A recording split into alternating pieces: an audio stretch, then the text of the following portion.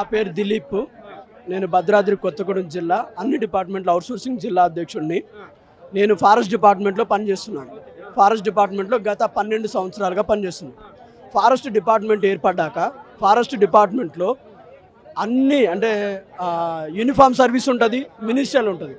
Uniform సర్వీసులో అందరూ కూడా regular ఎంప్లాయీసే ఉంటారు, కానీ మినిస్ట్రియల్లో మాత్రం ఎక్కువ శాతం అవుట్సోర్సింగ్ వాళ్ళు ఉంటారు.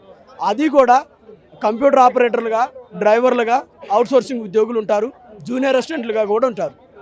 వీళ్ళు ఇప్పుడు అంటే ఫారెస్ట్ డిపార్ట్మెంట్ రీఆర్గనైజేషన్ అయిన తర్వాత, అంటే రీఆర్గనైజేషన్ కంటే ముందు కూడా ఫారెస్ట్ డిపార్ట్మెంటు ఉన్నది అంటే ఎక్కువగా ఫారెస్ట్ డిపార్ట్మెంటు కంప్యూటర్ ఆపరేటర్ల మీద, డ్రైవర్ల మీద, బేస్ క్యాంప్ వాచర్ల మీద ఆధారపడి ఉంటుంది. ఓన్లీ యూనిఫామ్ సర్వీస్ వాళ్ళకి రెగ్యులర్గా జీతాలు వస్తుంటాయి, వాళ్ళ సమస్య లేదు. కానీ ఫారెస్ట్ ప్రొటెక్షన్లో ఎక్కువగా భూమికను పోషించేది బేస్ క్యాంప్ వాచర్స్. వాళ్ళ జీతాలు చాలా దుర్భరంగా ఉన్నాయి. బేస్ క్యాంప్ వాచర్ల జీతాలు చాలా దుర్భరంగా ఉన్నాయి.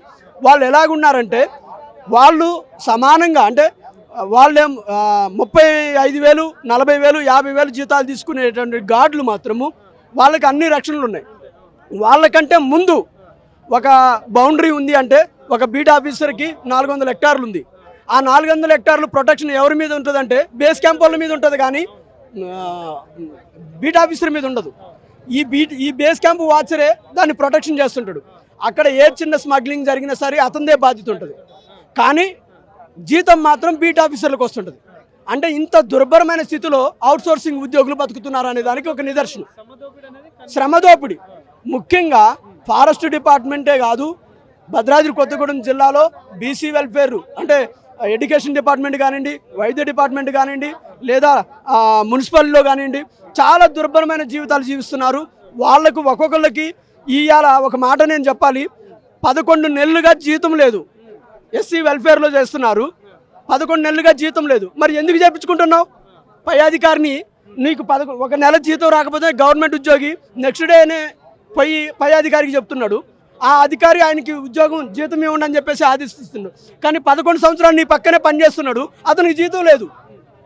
జీతం లేదని కనీసం అక్కడున్న టీచర్లు పట్టించుకోడు, ప్రిన్సిపాల్ పట్టించుకోడు, అక్కడున్న ఆర్సీ కూడా పట్టించుకోదు.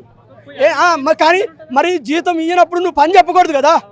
ఈ 11 నెలలకి జీతం లేదు, నువ్వు ఎలా బతుకుతున్నావు, ఎలా తింటున్నావు, ఏం తింటున్నావు, నువ్వైతే మంచిగా ఆఫీస్కి వస్తున్నావు, మేము చెప్పిన పని చేస్తున్నావు, కానీ 11 నెలలకి జీతాలు లేదు. ఇవికి దీన్ని పట్టించుకోరు. ఇంత దౌర్భాగ్యమైన స్థితిలో ఇవాళ అవుట్సోర్సింగ్ ఉద్యోగులు ఉన్నారు. ఈ విషయం ప్రభుత్వానికి తెలియదా?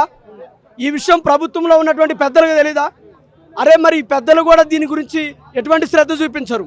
రేవంత్ రెడ్డి గారిని నేను ఒకటే కోరుతున్నాను, అయ్యా మీరు నిర్లక్ష్యం చేస్తే మాత్రం రేపు రానున్న రోజుల్లో కేసీఆర్ ఎలాగైతే రెస్ట్ తీసుకుంటుండో అదే రెస్ట్ తీసుకునే పరిస్థితి నీకు కూడా ఉంది భవిష్యత్తులో.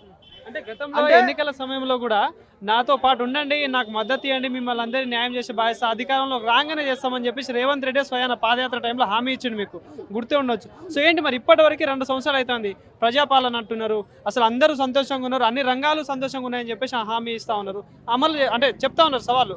సో ఏంటి ఎంతవరకు వాస్తవం? నిజంగానే రేవంత్ రెడ్డి గారు ఎన్నికల్లో భాగంగా ఆయన తిరుగుతూ చాలాసార్లు హామీ ఇచ్చాడు, నేను వస్తే అవుట్సోర్సింగ్ విధానం అనేది ఉండదు, కంపల్సరీగా అవుట్సోర్సింగ్ ఉద్యోగులపైన ప్రత్యేక దృష్టి పెట్టి వారికి ఒక ప్రత్యేకమైన కార్పొరేషన్ ఏర్పాటు చేస్తా అన్నారు. అది ఎన్నికల వరకే అనేది మాకు అర్థమైపోయింది. అది ఎంతవరకు అంటే ఎన్నికల వరకే, మేము మిమ్మల్ని వాడుకున్నాం, తర్వాత మిమ్మల్ని పట్టించుకోము. కానీ ఇప్పుడు కాలయాపన చేస్తుండు. ఏంటి? కమిటీ వేసిండు, రాగానే 3 ఐఏఎస్ని పెట్టిండు, కమిటీ వేసిండు. కమిటీ వేసి ఏ డిపార్ట్మెంట్లో ఎంతమంది అవుట్సోర్సింగ్ ఉద్యోగులు ఉన్నారు, ఏ డిపార్ట్మెంట్లో ఎంతమంది అవుట్సోర్సింగ్లు ఉన్నారు, ఏ ఏజెన్సీ ఉంది, ఎన్ని జీతాలు పెండింగ్ ఉన్నాయని ఒక కమిటీ ఇచ్చిండు. కమిటీ నివేదిక తీసుకున్నాడు, దగ్గర పెట్టుకుండు. ఆ తర్వాత ఒక డ్రామా వేసిండు, మిమ్మల్ని అందరినీ నేను ఐఎఫ్ఎంఎస్ పోర్టల్లో పెడుతున్నాను, ఐఎఫ్ఎంఎస్ పోర్టల్లో వీళ్ళందరినీ ఎక్కించేసి అంటే దీని ఉద్దేశం ఏంటంటే రానున్న రోజుల్లో అవుట్సోర్సింగ్ వాళ్ళు ఎక్కువ మంది పనిచేస్తున్నారు, వీళ్ళని తొలగించాలంటే ఏం చేయాలి? ఏదో ఒక లోపం వెతకాలి.